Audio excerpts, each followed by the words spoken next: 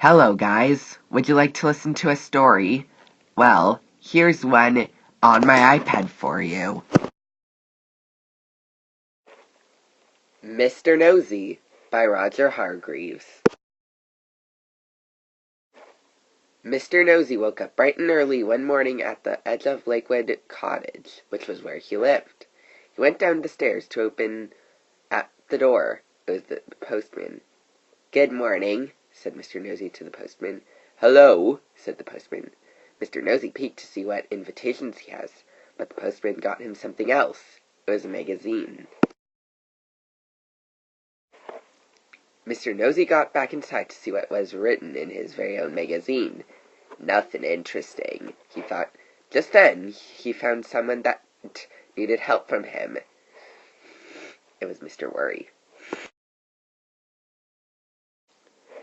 "Hello," said Mr. Nosey. "What do you want?" said Mr. Worry. "It looks like you want help," said Mr. Nosey. "Oh," said Mr. Worry, and he let Mr. Nosey in. Mr. Nosey came inside and looked everywhere for something. Nothing that Mr. Worry wanted was found. Just then he found something from Mr. Worry's memories, a little daycare picture. "Why do you want to look at my own personal stuff?" said Mr. Worry. "I heard that you said that I had some help for looking that I was finding. I think we looked everywhere in the house. Let's go out to the garden." In the garden, Mr. Worry and Mr. Nosey noticed that there was something strange about Mr. Worry's apple tree. The tree had oranges instead of apples. "My apple tree keeps disappearing from the tree," said Mr. Worry. "I don't know who's doing that." Mr. Nosey went right to discover the house. On the other side of the town, in a house called Hunger Cottage, lived Mr. Grady. Mr. Nosey thinks that Mr. Grady would be the one who took Mr. Worry's apples. Mr. Nosey walked in the kitchen but didn't find any apples. Then he found Mr. Grady. "Hello," said Mr. Nosey. "What do you want?" said Mr. Grady. "Mr. Worry does not have any apples," said Mr. Nosey. "But there's a lot of them given to me this morning," he said, and took a bite.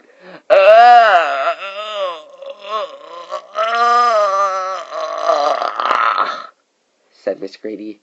"There's mustard in here." "I know what that somebody looks like," said Mr. Nosey, and he went off to little Miss Trouble's house. She was the one who put mustard in the apples. Mr. Nosey was not very happy as he fell down the chimney, and he shook off all the dust.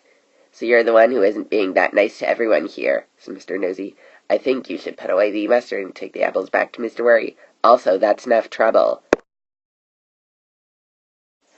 "Leave me alone," said little Miss Trouble, and she threw an apple on Mr. Nosey's nose.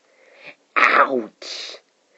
"And I can do more trouble in a whole week, and also give these to Mr. Worry," said little Miss Trouble. She was not being nice at all, and Mr. Nosey started to run away from it all. Mr. Nosey did not know what he had to do.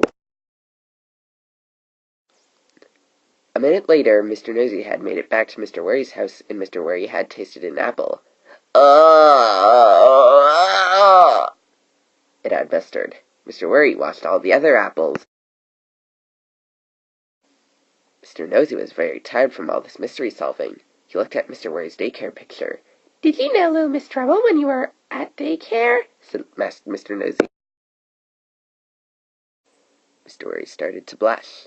"Oh," said Mr. Worry, "I did. She was always making trouble in class, and she almost got suspended." "Suspended?" said Mr. Nosey. "I don't even know what suspended ever means." "It means that you have to do something wrong, you will go home. It's very bad for you," said Mr. Worry. "I never want that to happen," said Mr. Nosey. Hello, guys. Welcome back to Storytime Mania World 4 with your host, Xander Atasano. Alright, so you know that I make good books. Well, I hope you like them. And I get a lot of effort making into my videos. Oh, and don't forget to subscribe.